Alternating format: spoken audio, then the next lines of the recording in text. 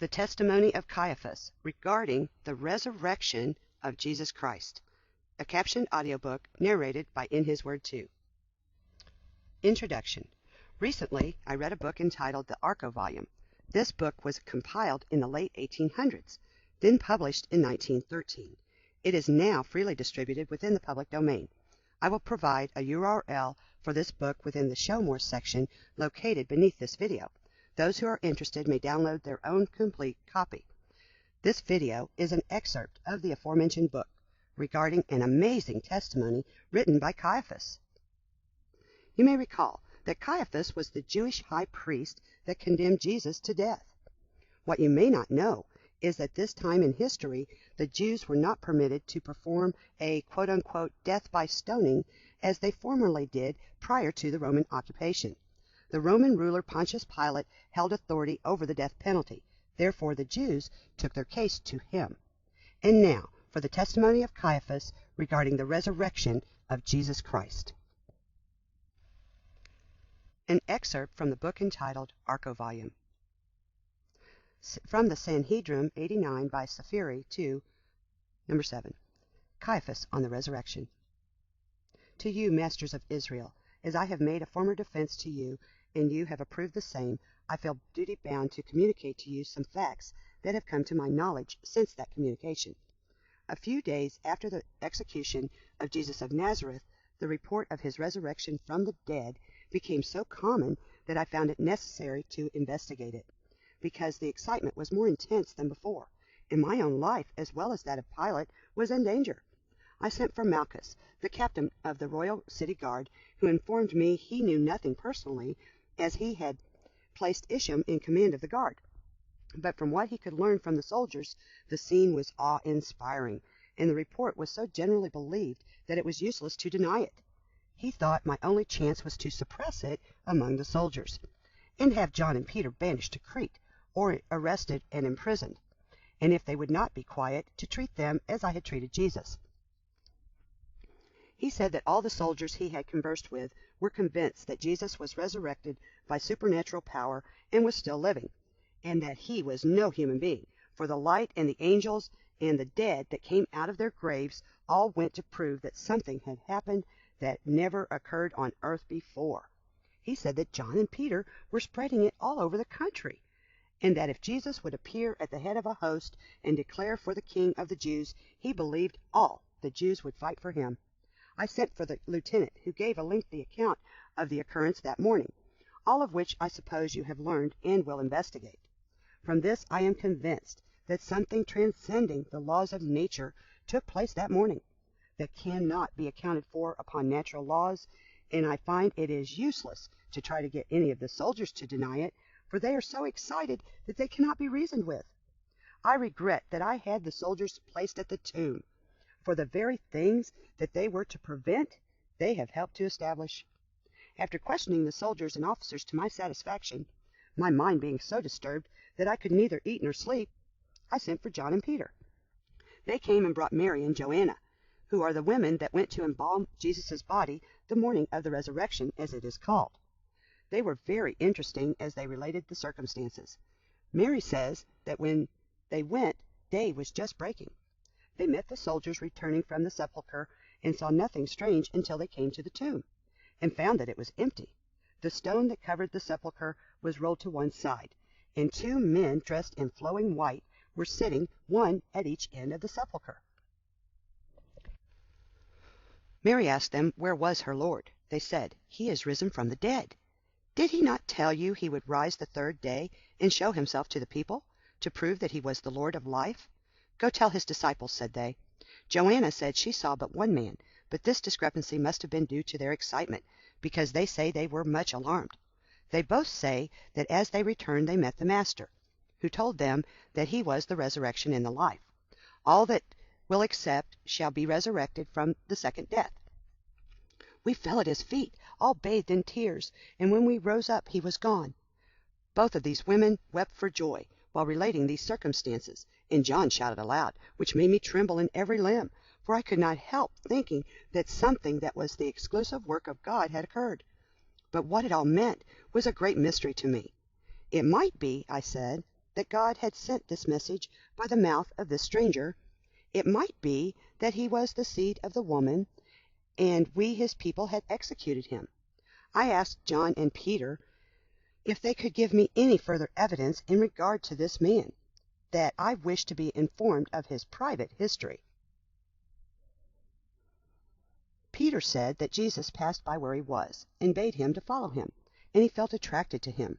But at first it was more through curiosity than anything in the man, that he soon became acquainted with Mary, who told him that he was her son, and related to him the strange occurrences or strange circumstances of his birth, and that she was convinced that he was to be the King of the Jews. She spoke of many strange things concerning his life, which made Peter feel more interested in him than he would have been otherwise. He said that Jesus was a man so pleasant in his character, and so like a child in innocence, that no one could help liking him after he got acquainted with him.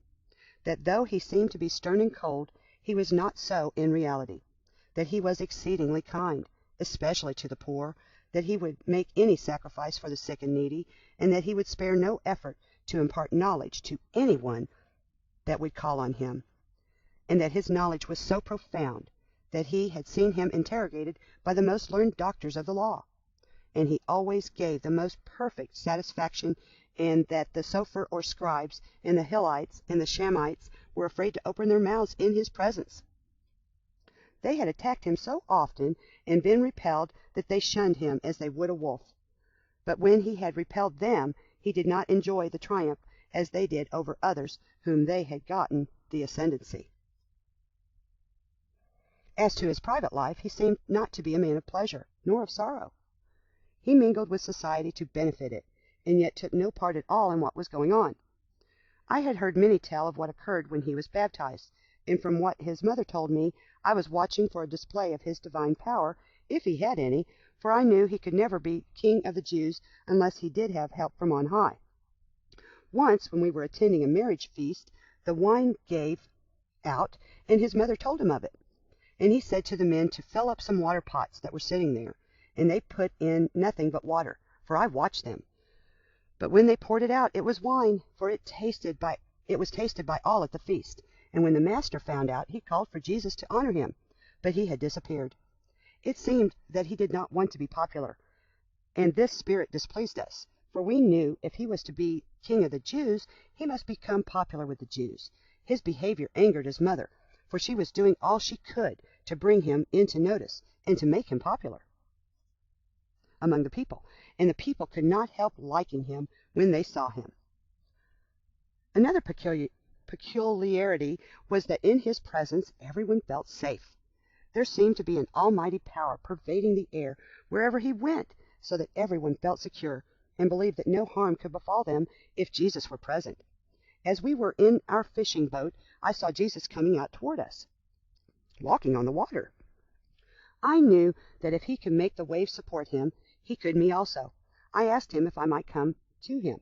He said to me, "Come." But when I saw the waves gathering around me, I began to sink, and I asked him to help me. He lifted me up and told me to have faith in God. On another occasion, we were sailing on the sea, and there was a great storm. It blew at a fearful rate, and all aboard thought they would be lost. We awakened the master, and when he saw the raging of the storm, he stretched out his hand and said, "Peace, be still." And the wind ceased to blow, the thunder stopped, the lightnings withdrew, and the billowing sea seemed as quiet as a babe in its mother's arm, all done in one moment of time. This I saw with my own eyes, and from that time I was convinced that he was not a common man. Neither did he work by enchantment like the Egyptian thaumaturgists, for in all their tricks they never attacked the laws of nature. In vain they might order the thunder to hush, or the winds to abate, or the lightnings to cease their flashing. Again, I saw this man while we were passing from Jericho. There was a blind man, who cried out to him for mercy, and Jesus said to me, "Go, bring him near." And when I brought him near, Jesus asked him what he wanted. He said he wanted to see him. Jesus said, "Receive thy sight." When he was not near enough for Jesus to lay his hand upon him, or use any art. Thus were all his miracles performed. He did not act as the Egyptian necromancers. They used vessels such as cups, bags, and jugs, and many other things to deceive. Jesus used nothing but his simple speech in such a way that all could understand him, and it seemed as if the laws of nature were his main instruments of action, and that nature was obedient to him as a slave is to his master. I recall another occasion when a young man was dead, and Jesus loved his sisters. One of them went with Jesus to the tomb. He commanded it to be uncovered. The sister said, "Master, by this time he is offensive. He has been dead 4 days." Jesus said, "Only have faith." And he called the young man by name, and he came forth out of the tomb, and is living today. And Peter proposed that I should see him for myself. Thus argued Peter and John, if Jesus had such power over nature and nature's laws, and power over death in others, he would have such power over death that he could lay down his life and take it up again, as he said he would do. As he proposes to bring hundreds of witnesses to prove all he says, and much more witnesses, those whose veracity cannot be doubted, and as I had heard many of these things before from different men, both friends and foes, and although these things are related by his friends, that is, the friends of Jesus, yet these men talk like men of truth, and their testimony corroborates other evidence that I have found from other sources. That convinces me that this is something that should not be rashly dealt with. And seeing the humble trust and confidence of these men and women, besides, as John says, thousands of others equally strong in their belief, it throws me into great agitation. I feel some dreadful foreboding, a weight upon my heart. I cannot feel as a criminal from the fact that I was acting according to my best judgment with the evidence before me. I feel that I was acting in defense of God and my country, which I love better than my life. And if I was mistaken, I was honest in my mistake. And as we teach that honesty of purpose gives character to the action, on this basis I shall try to clear myself of any charge. And yet there is a conscious fear about my heart, so that I have no rest day or night. I feel sure that if I should meet Jesus, I would fall dead at his feet, and it seemed to me if I went out I should be sure to meet him. In this state of conscious dread I remained investigating the Scriptures to know more about the prophecies concerning this man, but I found nothing to satisfy my mind. I locked my door and gave the guards orders to let no one in without first giving me notice. While thus engaged, with no one in the room but my wife and Annas, her father, when I lifted my eyes, behold, Jesus of Nazareth stood before me. My breath stopped, my blood ran cold, and I was in the act of falling when he spoke and said, "Be not afraid, it is I. You condemned me that you might go free. This is the work of my Father. Your only wrong is, you have a wicked heart. This you must repent of. This last lamb you have slain is the one that was appointed before the foundation. This sacrifice is made for all men. Your other lambs were for those who offered them.